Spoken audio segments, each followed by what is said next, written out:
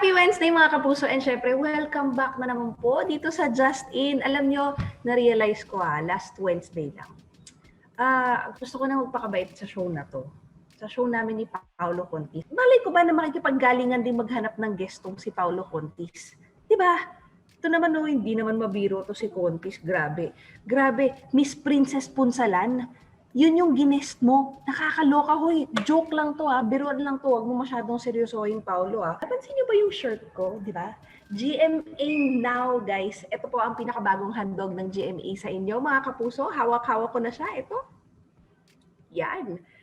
Ang GMA Now ay, syempre, watch TV on the go for free. And syempre, enjoy exclusive interactive features with GMA Now. Gamit ang inyong mga Android phones,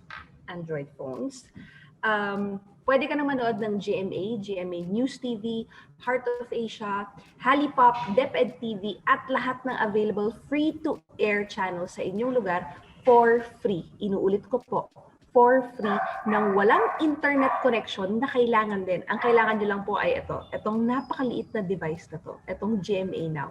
So GMA Now is available online and in stores for 649 pesos only. For more details, visit us on Facebook, Twitter, and Instagram at GMA Now. Yan. So, ano pa hinihintay nyo mga kapuso? Grab yours now! Yan. Okay, so ngayon naman babalik tayo sa usapang guest. Kung si Paolo merong Princess Punsalan, ako naman, syempre, hindi na tayo lumayo, di ba? Former host ng GMA Super Show na rin ang hinanap ng team na to. At syempre, hindi ko na patatagalin pa. A former singer, actress, and a songwriter all the way from Oakland, New Jersey. Hanep, ang sosyal. Oakland, New Jersey. Please welcome Miss Rachelle Anne Wolfe. Yay! Virtual palakpak. Hello po. Good morning, Vaness. and good evening sa kanila ngayon. Yan. Yes. Good. How are you Good po morning. and your family? Very good. Okay naman kami dito, Vaness. Thank you for having me. Ayan. Ano pong current whereabouts ninyo dyan sa New Jersey? So here in New Jersey, northwest. So we're like 20 minutes away from Manhattan. So masarap in a way na kung you want to go to the city, 20 minutes andun ka na. So nandito kami ng asawa ko. We've been living here for 23 years. And two of my boys are home with us. And two of my other boys naman, one is in LA and one is in Charleston. The youngest one is in College of Charleston, and the other one is pursuing his dream as a rapper in Los Angeles. So wala tayong magagawa. Kailangan, we have to support the kids kung anong gusto nila. Yes. Para hindi naman babalik ka na sasabihin, hindi mo ako sinuportahan. And then the oldest one, the 28-year-old, is home. Lumipat siya when we were in lockdown last year, when we had, the COVID lockdown. So he gave up his apartment in New York, and he's been here with us, working from home. And the other boy, apat. The other boy, he was supposed to be in Montclair University here in Jersey. COVID, sarado sila. So he's been home, virtual classes. Yan ang mga latest and greatest here sa New Jersey. Parang dito din po sa Philippines, naka-virtual class din or modules yung ibang students na I heard, sabi nung isang friend ko, cousin ko pala na teacher, yung ibang parents daw nagmamakaawa na baka naman pwedeng mag face-to-face classes to daw. Yes, oo. Actually, my son Luke, medyo asar siya. He's not so happy na nasa bahay siya. Meanwhile, yung bunso namin nasa Charleston. So, depende kung anong university ka. Merong skwelang bukas at may skwelang sarado. But most of the mothers here, they want their kids out of the house. I mean, I do understand that kasi naman very stressful talaga. I'm glad I'm not a young mom anymore. Medyo, I have a little bit of freedom now. Hindi ko sila kailangan tutukan. Yeah. Yun, kasi napapagod daw yung parents na magturo na dun sa mga anak nila. Oo, Diyos ko. Totoo yan. Yeah, so yung mental health So ngayon, ang nangyayari sa mga parents, nako, pupunta lang sa liquor store, have a glass of wine. It starts as early as 3 in the afternoon kasi talagang they've had it. What are Sabi you nila gonna do? siguro, ayoko na, suko na ako. Yung mental, Oo. yung brain capacity ko hanggang dito lang. Hindi na pwede dito. Oo nga, oo nga. Ganon. But anyway, thank you po for sharing kung ano yung whereabouts ninyo dyan sa US ngayon. And of course, we are happy to know that you, your family, your children, you're all okay there. You're all doing very well. Health-wise, of course, syempre. Yun yung pinaka-importante. And Oo, also, grabe. mm-mm. Well, So, I don't know if you heard, nagka-COVID kami. Lahat kami, 6 of us. pero ngayon, you're all okay na. We're all okay. Ano po yung kasi sabi nila 'di ba meron daw parang kahit naka-recover Antibodies. ka na. Oh yeah. There's a possibility. So you're okay for the first 3 months, but you can also get it. You can always get it, depende kung meron ka ng antibodies or whatnot. Luckily, my husband and I got the first shot yesterday. Oh, okay. So we were eligible, but the kids were not eligible, so we're just waiting. And hopefully makakuha sila ng shot nila. Pero grabe, because I had to take care of everyone. I mean, you cannot make that up. 6 people in one house. Yeah. I mean, plus tapos you had it also. Well, I was the last woman standing. Kasi sabi ko, it's impossible. If I don't get this, it's a miracle. Kasi I'm the one taking care of all of them. Everybody. Kaya at the end, nung positive na ako, I was the happiest. Tawa nga sila tawa. Kasi everybody was taking care of you. Not only that, they were all separated and I was giving them room services. So nung ako magka-COVID, sabi ko, everybody out of your bedrooms. At least they can all come out and we can all roam around in the same room because we're all positive. Nung negative ako yung tigasilbi nila. 5 yan lalaki, no? But anyhow, yan ang kwento ko. Ayan, and thank God you are all okay, kagaya nga na sinabi mo kanina. Grabe, ang pinagdaanan naman pala ni Miss Rachelle Anne. At dahil nagkukwentuhan na nga tayo, idiretso na po natin to dun sa ating first segment na tinatawag naming Noon at Ngayon. We are gonna be flashing for some photos. Ayan, photo number 1. Can you please tell us a little bit of story about this photo? That's you. The baby. Is that the first? Yeah, that's me. That was in Bangkok. I was born in Thailand. I actually wrote something about that photo. I have a blog and I used that photo to explain I was a fatherless daughter. Yan, I remember that because I only had very little memory of my father. So yan yung photo na yan. So when I look at that baby, parang masaya nga siya, pero my God, di niya alam mangyayari sa future niya, daw wala siyang daddy. When you have to look at old photos. But what's our second photo? A bathing suit? Actually, you know what? We were away. I think nasa Batangas yan with Kuya Germs and Gretchen. I don't know what we were doing, pero we were all away. And I remember taking a bangka in a resort. That was with the whole crew of GMA. Yeah. So this was Next one siguro would mga be high school na. Dito nyo na-discover na meron kayong talent sa pagkanta at sa pagsayaw. Well, actually, yeah. At 14, I started singing professionally at age 14. And, being that my mom is a jazz singer, ang kuya ko si Richard Merck is also a jazz singer. So, namana ko yung kanilang talent. But at age 14, I was already singing twice a week. I was singing at the Regent of Manila. Siguro hindi ka pa, noon. You haven't been born yet. Sa Dewey Boulevard yun, Alibay Bar. I also sang at the Hyatt, Calesa Bar. I sang at Tokyo Hilton. In Tokyo, I opened the club over there with my mom. That one, me singing, that's at Birdland. That's in Timog. Wala na ang Birdland ngayon. Pag-aari yan ni Serafin Pua, the owner of Lily's Peanut Butter. Yan, kumakanta ako with the band. Yeah. Back in the day, yung mga kinakanta ko dyan, mga Angela Bofill, yung mga, she's an angel of the night. I'm not sure if you remember that. Luma na. Baka hindi ko naabutan. Pero mamaya i-google ko. So since nabanggit nyo nga po, mga ka-Justin, sabi nga niya, di ba, brother niya si Richard Merck. Meron bang naging influence yung brother ninyo sa pagpasok ninyo sa showbiz? Well, not really him, huh? Not really. I would watch him. But when I decided to enter showbiz, actually it was on my own. My mom was supposed to wait. Kasi sabi niya, hindi pwede magtapos ka muna ng high school. I'll make you kwento. I don't know, nasabi ko sa iba to. But when Viva, when Tita Mina Aragon, the late wife of Vic Del Rosario, was putting together a team for Baguettes. I don't know if you remember that. Baguettes days. I know Baguettes, yes. I was picked up to meet them in the office. Nung malaman ng mami ko, mama kasi was singing in Cebu, sabi niya, wag. And I regret talagang, I was so mad at my mom kasi, you know, Baguettes was really, really successful. Yung sila Yula Valdez, Yayo Aguila, and all that. But I sat down with them and they told me about that project. So anyhow, so what I did, kasi nagrebelde na ako, I joined Binibining Pilipinas. Ayun na nga. Kasi talaga, that's what I want. You were the youngest Binibining Pilipina.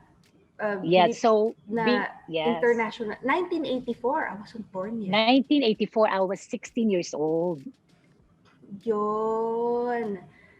So yeah, when I won that title, that became like a stepping stone. And then I did Student Canteen, GMA yan, with Malu Maglutak, Francis Magalona, Marco Sison, Tito Eddie Ilarde, Tito Bobby Ledesma.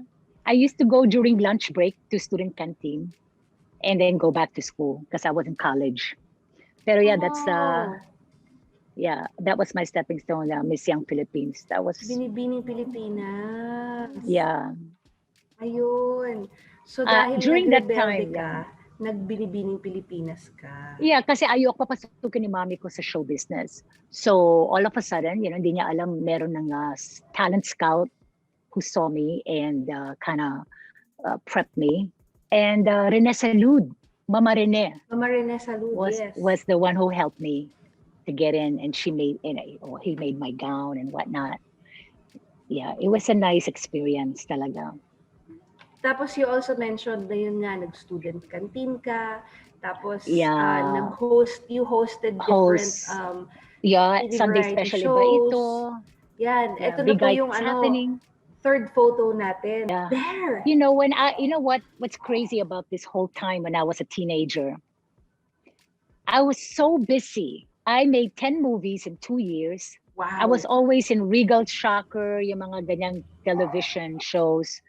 We did GMA Super Show. The girls and I would see each other at least 3 times a week, not just on a Sunday, because we would rehearse. We would go to the recording studio and record. And, we'd meet sa bahay ni Kuya Germs. And I remember just when I was about to leave, when I got married in 1988, I became very close with Dawn. I was also very close with Gretchen. I was very close with everyone. Right after I won Miss Young Philippines, I made that movie with PJ Abellana. And of course, my God, so proud naman to have worked with Jacqueline Jose. Yeah, and Tanya Gomez, na yan. Lovely Rivero, Carla Calua. Yeah, a lot of memories here. Ang dami and Princess memories. Consalanya, dami memories. Arlie Mulak. I mean, we had a good time. You left the Philippines 1988. So, 88, I got married in Manila. 5 years later, hindi nag-work out. Nag-divorce ako. Okay. Kasi parang, I felt like I just left everything behind. Parang something was missing. My mom felt na it wasn't right because I was only 19 when I got engaged. And then at age 20. Ang bilis. Ang bilis ng mga pangyayari. Like 20, I got married with the mind of a 14-year-old child. So I moved to New York and I found my way around. I worked for Ralph Lauren. I was a sales associate. Para bang I've learned my way around. Grabe yung experience ko. And then I woke up one day and I said, there's more to this. And sabi ng mami ko, habang bata ka pa, kung gusto mo magdesisyon ng ganyan, you have to leave habang bata ka pa. And I had a baby boy named Max. He was just born in 1992. So when I left, I was yearning for what I truly loved, which was singing. And those photos sa right, yun ang mga pinagagagawa ko. I started finding, like, I met Archie Dairocas from New York. We started creating music together. I went back to Manila in 1997. Viva helped me out and released my CD. I thought I was done. And, I go back and forth. It was your second shot at showbiz, parang ganon. Parang ganon. At 27. Na in love. Sa Italiano, na dyan sa likod. And you look so good here. Yeah, and you got married to your second husband, Italian-American businessman. Ako yata sa taon sa kwento ko ng kwento, nag-enjoy ka ba sa chikahan? Hindi ko lang ma-pronounce yung family name niya, guys. Parang spaghetti yan, Spitaleta. Spitaleta, okay. In Italiano. John Spitaleta yan. Alam mo yang si John, hinabol ako niyan sa Manila. And he asked me to marry him. I was supposed to do a movie with Christopher. Nangyari kasi, dinate ko siya ng mga 3 years na. And don't forget, ako single mom. May anak na ako from my first marriage, di ba? Yes. Sabi ng mami ko, don't put your eggs in one basket. Kailangan, parang collect and select. Sabi ko, naku naman, mami, collect and select. Talaga in love ako dito sa lalaking to. So, wala he's not copying the questions. So, sabi ko, you know what, uwi muna akong Pilipinas, tignan ko kung anong mangyayari sa career ko. Yan. 3 years na kayo nun. 3 years. Okay. Tapos, About 2 weeks pa lang akong wala. 2 weeks pa lang akong umalis. Sinundan kagad ako. Sinabi niya sa mami ko, I'm gonna marry your daughter. No, sinundan niya ako sa Ayun Pilipinas. naman pala. And he asked me to marry him. So, I gave up again. Another shot. Yes. Another shot. Yeah, kasi Another you said shot, I gave up. Parang you mentioned a while ago that you came back to the Philippines 1997. Oo. Tapos 1997, ng August 10, kinasal kami. Kinasal so I gave kayo. up the projects, yeah. Oo. Kaloka, no? For the love. For the love talaga. Yes. Like, para bang, I felt na, okay, the career is there, pero I think I'm a hopeless romantic na talagang I follow my heart. That's what I do all the time. But then, look naman, you have 4 handsome boys. Yeah. Nako, I am in love with each and every one of those boys. I live for them. Grabe, I spoil them. And then, our last, you all tested positive for COVID nung January. Nag-celebrate kayo ng 1 year. Sa blog ko. Sa blog mo. Blogging about my life. So what I did, I lost my mom 2 years ago. It will be this coming March 5th. It will be her second death anniversary. And my brother Rafi, who is the youngest, actually was convincing me to do something. Sabi niya, ate, I think you'll be good at blogging because you have so many stories. Hindi ako maubusan. Pansin mo ba? Hindi ako nauubusan ng kwento. Marami akong kwento. I mean, I live a colorful life and still going. So, yung 1 year anniversary ko with my blogging talks about talaga, my childhood, my journey, my children, pain. You wrote 46 challenges. Stories na daw dun sa blog mo. Yeah, I couldn't believe it. Sulat lang ako ng sulat, go lang ng go. And, and when we were on lockdown, there was nothing else to do but just reflect, contemplate. Yeah. And at the same time, aside from blogging, so let me invite the viewers, that's RachelleAnneWolfe.com.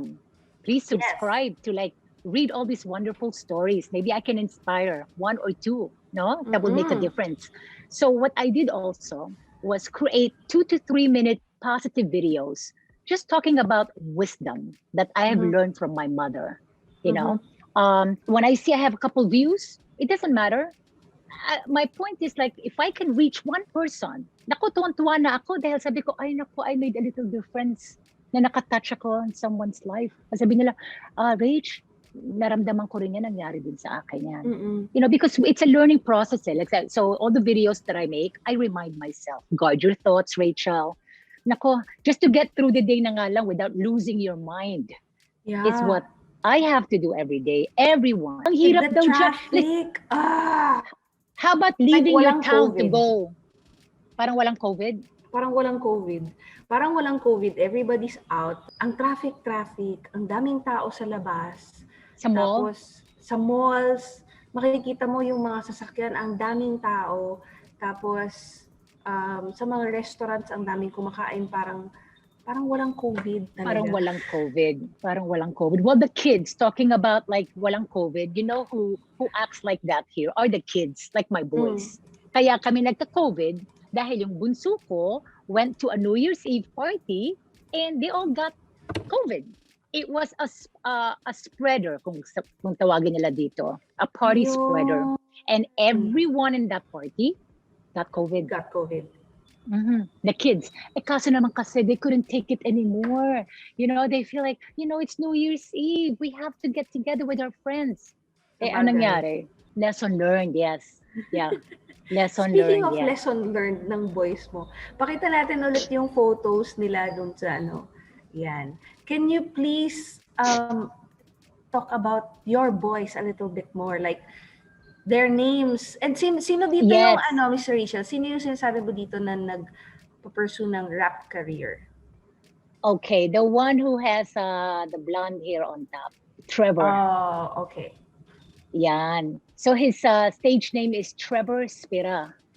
And you can also find him on, you know, the internet, YouTube. Mm-hmm. And he writes his own song. So siya ang nakamana ng Gene. Oo, siya ang nakamana. At age 2 kumakanta na yan ng God Bless America. Oh, wow. Yeah. Kasi yung syempre rap, it's not really our flavor. It's not our type of music, but this is what this generation is and we just have to embrace it. Yes. And he wants to go to Los Angeles. So sabi namin, okay, give it a shot while you're still young. So kung hindi man siya maging successful as the front line, not the front, but the front act, at least he can do producing, you know, he can do work in that environment. And so that's Trevor yung blonde. Yeah, he just turned 22. Ayan. So that's Trevor. Last February 22. Is he your bunso? No, my bunso is wearing the white sweater na merong black brown jacket. With a brown jacket. Okay, yung mahabang buhok. Yes. Mm-hmm. Yan si Jake. Jake. He is gonna be 19 in April. Okay. Yeah, he's the one who's in Charleston right now. He's the one. He wants to be there kasi he's tired of being so cold. He said he wants to be in the South. He's in College of Charleston. Okay. Very preppy doon. So, yung katabi niya na may pula ang jacket. Yes. Si Luke. Oo. Ano yan? He'll be 21 in June. At ang plano niya to go to Tennessee kasi daw that's the best place to turn 21. Maraming party daw doon. So, who knows? Pero kasi 21, they can drink. You cannot drink publicly pag hindi ka 21. Oo nga, dito kasi sa Pilipinas, hindi ka pa 21, pwede ka na uminom. Pwede na, di ba? So, he'll be 21. He's so excited. He'll be able to give his ID and drink in a restaurant. Hindi na siya yung, can I see your ID first? Hindi nun. Baka siya pa magpresenta ng, here's my ID. Yes, please. I need to drink, Not naman we can't say our kids don't drink because their generation, they drink. Ako, when I was 16, I was drinking. Yes. And so, then, yung naka-yellow si Max. Yan. He's 28. Yan ang first ko. Ang last name niya, Kalika. Maxwell Kalika. Ang daddy niya nakilala ko sa Far Eastern University. Doon kami nagkakilala. So now, what is Max, your firstborn, doing? So he is actually working from home and he is part of a hedge fund company in New York City. So he's doing a marketing He's a sales marketing assistant or associate. Yeah. Okay. So So that's what yan. he's doing. Oh my God. Grabe. Yeah. Ang popogi ng mga anak niya, no, guys? I guess we did well, ha? Salamat, ha? Oo, ang Ako, galing, no? Sana all, ako ang, ganyan. yeah, at saka, I don't know, I said, you're all mama's boys, ha? Mama's boys. They're all loving to me.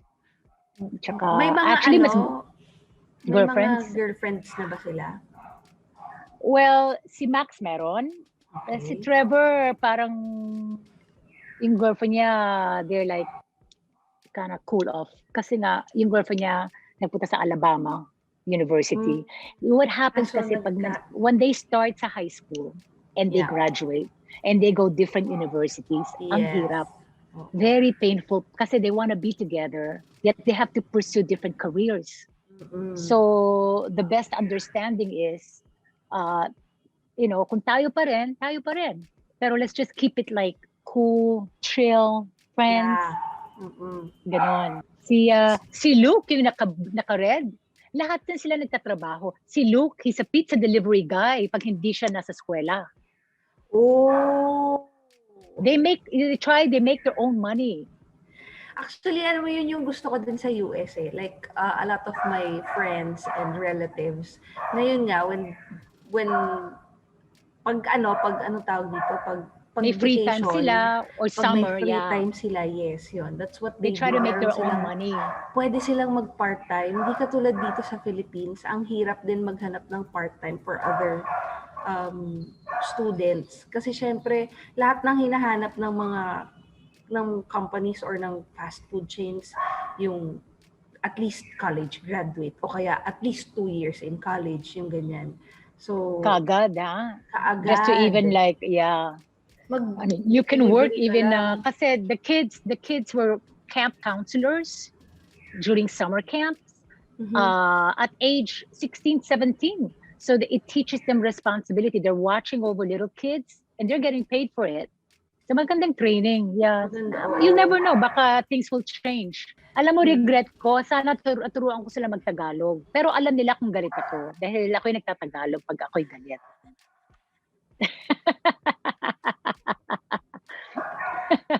Gusto ko yun. Mom's cursing in Filipino. Yeah, I guess in she's Filipino. mad. Yeah. And they go, chill, ma. Chill. Sabi ko, huwag mo ako ma-chill dyan, ha? So, syempre, tapos na tayong magkwentuhan, kausapin si Miss Rachelle regarding her life, what's happening to her dun sa Amerika, her family, throwback photos from noon tsaka ngayon. Nalaman natin kung ano yung mga pinagagawa kung ano yung ginagawa ng mga anak din niya ngayon. O mga ka-Justin, alam niyo na kung sino ang single at hindi single, ha? Alam niyo na yan. Okay. I like that. Naku. Thank you so much for sharing your story, especially yung pinaka-importante yung nag-COVID positive kayo and naka-recover kayong lahat. Syempre, thank you God, naging okay kayo and you're all safe. Now you're just waiting for your second dose, you and your husband. And hopefully sana makakuha na rin yung children mo ng vaccine. And you guys too, right? Eventually and you're gonna have the vaccine. Here. Hopefully, yes. Tapos, so yun. So now we will go to our second segment, which is what we call sisimulan ko, tatapusin ko. I will just give phrases. This is gonna be short lang, mabilis lang to. So I'm gonna be giving you phrases. You just have to finish it with whatever thought that comes into your mind first. Yan. So, sige. Are you ready? Yes. Okay, phrase number 1. The saddest moment of my life was? When I lost my mom. That was 2 years ago. That's Miss Annie Brazil. You know, she's a legend. She's Philippines Queen of Jazz. Yeah. March 5th, 2 years ago. Saddest. Number 2, my family is? Everything I live for. The only thing I live for. The only reason for being. Okay. Number 3, self-care is? Self-love. Gotta take care of yourself so you can take care of the other people in your life. Self-love. Number 4, I will keep coming back to Manila. Manila.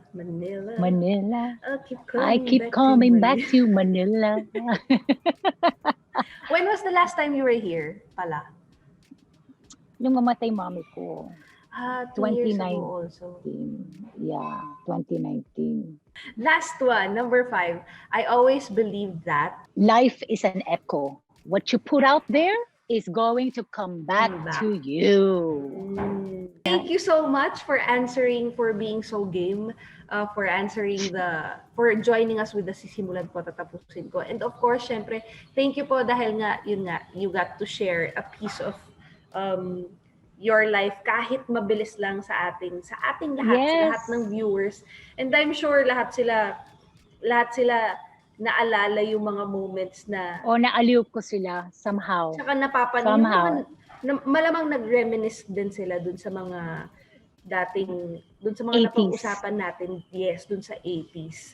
My God, the 80s movies. Yes. Yeah. Thank you so much again, Miss Rachelle, for your time. No eto na lang problem. pala. Message, and of course, you can plug your blog. Yes, I'd like to plug my blog, RachelleAnneWolfe.com. But aside from that, if you do not mind, I'm actually part of a business with my brother. It's called Punaderia. So come visit us on IG. It's Punaderia. We create different specialty breads, mga brioche, focaccia, sourdough, and whatnot. My brother started this during COVID and it took off. Thank God. It's hard. COVID time, you have to create and reinvent yourself. And also, last but not the least, I would like to invite your viewers to a unique social media platform called triumphoflife.org. Now, this social media platform is a community where Catholics, Christians, they all join in and we all have the same faith. We all share the same truth. And in this way, we can strengthen one another. So that's triumphoflife.org. IG, follow me on IG too. And salamat Justin, ha? Thank you so much for having me. Enjoy ako sa uulitin. Yes! Marami pa akong kwento. Ayan, marami pa daw kwento si Miss Rachelle Anne Wolfe, guys. Ako, ewan ko lang sa inyo, basta ako nag-enjoy ako. Salamat naman. Nag-enjoy ako dun sa kwentuhan, ito kasi talaga po yung ginagawa natin dito sa Justin. We catch up. We talk about stuff before and now. So yun yung masarap pagkwentuhan yung kung ano ba yung nangyari noon, na i-reminisce mo ngayon, na syempre may lessons ka din doon. So yun naman po talaga yung goal natin dito sa Justin. So yun, sobrang thank you so much. Sa inyo mga kapuso, maraming salamat din sa panonood ninyo ngayon dito sa episode namin na to with Miss Rachelle Anne Wolfe.